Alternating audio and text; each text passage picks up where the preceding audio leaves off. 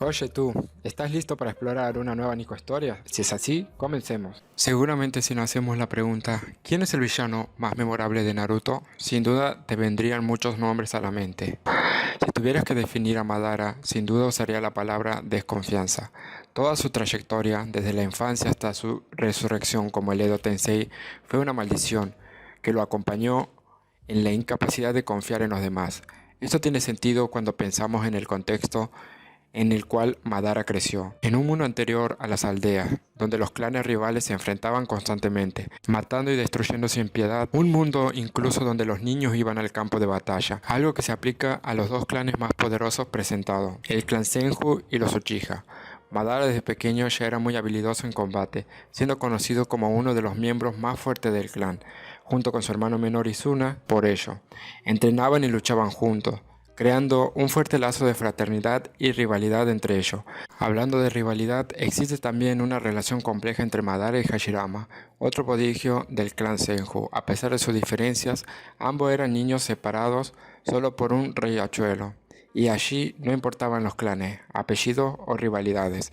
Fue probablemente la primera vez que interactuaban con alguien de una familia rival fuera del campo de batalla, algo extremadamente único y valioso. Pero el mundo de la guerra no se preocupa por algo tan irrelevante como la infancia de los niños. Por eso, cuando sus padres descubrieron la amistad, ambos bandos prepararon emboscadas, buscando aprovechar la oportunidad para destruir al enemigo. Los hermanos de Madara y Hashirama también estuvieron involucrados en ese combate, que se interrumpió cuando usaron las piedras que intercambiaron para detener las armas, que volaban hacia su familia. Fue un momento cuando Madara se dio cuenta de que la relación pacífica con Hashirama sería imposible, porque al final siempre estarían atrapados en el mundo de sus padres, es decir, en la guerra. Aunque no estaban de acuerdo en sacrificar niños en esa guerra sin sentido, no había nada que pudieran hacer. Ambos ya habían perdido amigos familiares. Hashirama había enterrado a su hermano menor y poco después perdió al otro. Escena pesada, en la cual una niña Senju estaba rodeada por 5 adultos Uchiha, algo que también les pasaba a los niños Uchiha. Al descubrir la pérdida de su amigo, Madara mencionó que también había perdido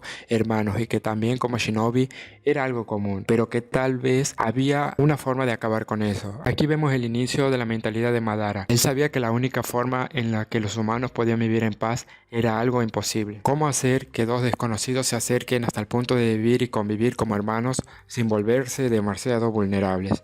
Esa era la gran cuestión. Al permitir que alguien se acerque, también revelamos nuestras debilidades y vulnerabilidades.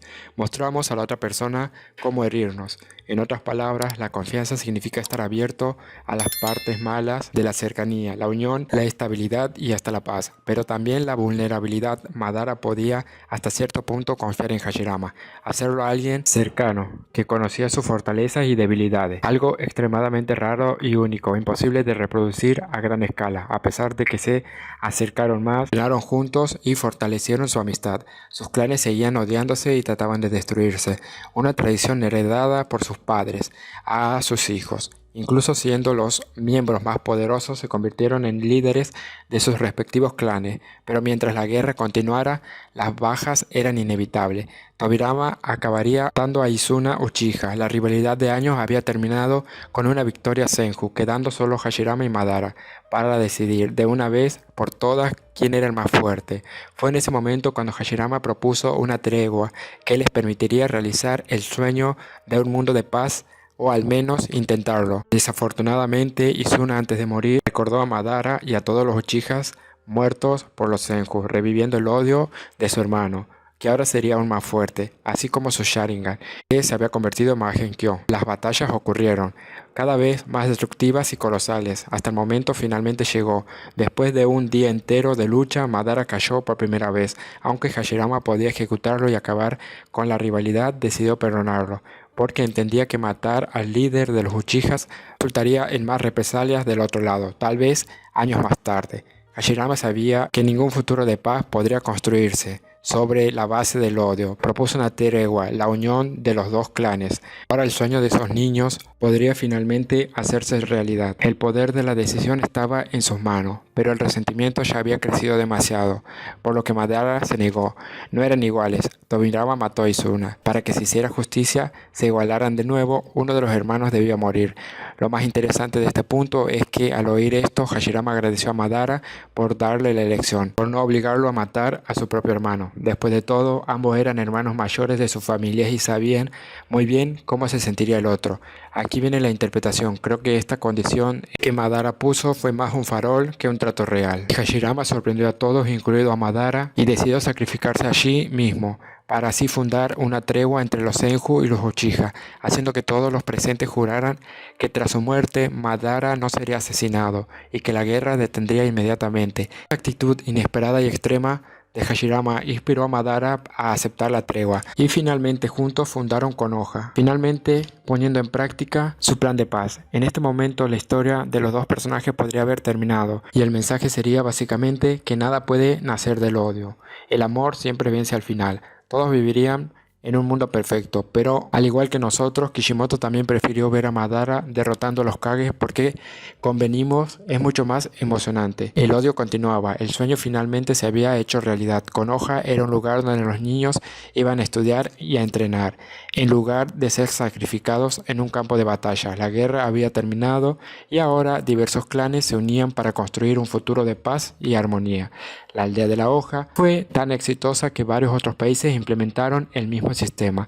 Una excelente idea, pero con pequeños problemas, como la elección de un líder, una figura única que representara a toda la aldea. Hashirama en un primer momento eligió a Madara para gobernar, lo que él no se resistió. A pesar de tener buenas intenciones, parecía muy amenazador y temible, lo que dificultaba a la gente que lo viera como un líder carismático. El gran problema era que muchos de aquellos hombres y mujeres aún conservaban un gran resentimiento contra sus antiguos enemigos. Después de todo, es realmente extraño pensar que tu vecino actual es la persona que mató a tu hermano hace unos años. ¿Cómo convivir en paz? Y cómo, si eso no fuera suficiente, aún estaba Tobirama Senju, la personificación de ese sentimiento de rencor y desconfianza. Tobirama, a diferencia de su hermano, mantenía la mentalidad de un guerrero, un soldado, lo cual sería algo genial, si no fuese porque eran tiempos de paz. Él era siempre pesimista y extremadamente cauteloso, al punto de mantener a los Uchiha bajo constante vigilancia, aumentando los conflictos que naturalmente ya existían. Al enterarse de la decisión de su hermano de nombrar a Madara como Hokage, Tobirama rápidamente se opuso, diciendo que el pueblo jamás aceptaría a Madara como líder, ni siquiera los propios Uchiha. Y al final probablemente tenía razón. Hashirama era visto como un líder nato, extremadamente carismático y gentil, mientras que Madara era todo lo contrario. En política no basta con ser bueno, también es necesario parecer bueno. Madara podría tener buenas intenciones, pero como cuando eran niños, su creencia se mostraba certera. El resentimiento y el odio y la desconfianza serían la ruina de Konoha. Por eso, al darse cuenta de que la villa oculta entre la hoja no podría mantenerse en pie, Madara comenzó a pensar otras alternativas para lograr la paz. Así es como el plan del Ojo de la Luna comenzó finalmente a surgir. No completamente claro, pero la idea básica ya parecía como una solución a este problema. Para Madara, la mayor razón detrás de todos los conflictos era precisamente la naturaleza humana, el deseo egoísta de imponer su voluntad mientras el otro lado se ve obligado a ceder. La necesidad de aumentar su poder y posesiones, que eso quite todo a los demás. La única forma de crear un mundo realmente pacífico sería eliminar el factor humano, haciendo que todos fueran susceptibles a colaborar sin egoísmo ni segundas intenciones.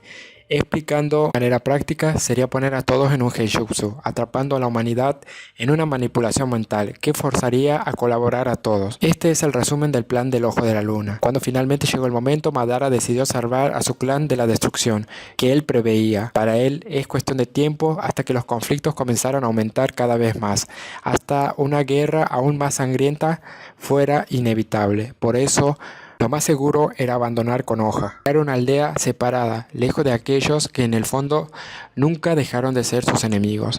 Toda esa percepción queda bastante clara en el momento en el que él conversa con Hashirama sobre su decisión. Madara dice que ya había percibido lo que estaba sucediendo, todo lo que Tobirama estaba haciendo para imponer sus creencias y principalmente para mantener a los Uchiha bajo control. Aquello no era una relación de igualdad. Hashirama dice que va a poner orden con Tobirama, reconociendo de hecho que él ha causado problemas y que después de él Madara podría convertirse en el segundo Hokage.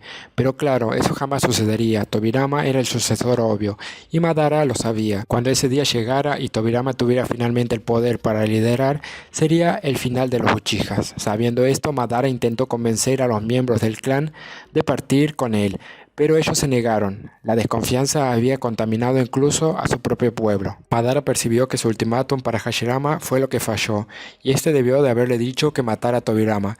Tal vez así serían iguales. Aquella relación que los dos clanes tenían en Konoha no era más que violencia silenciosa. Era hora de moldear la realidad con sus propias manos y finalmente crear un mundo de paz, aunque fuera por odio. Madara a partir de ahí se convirtió en enemigo de Konoha, viendo en ella un monumento de violencia entre los Senju y los Uchiha.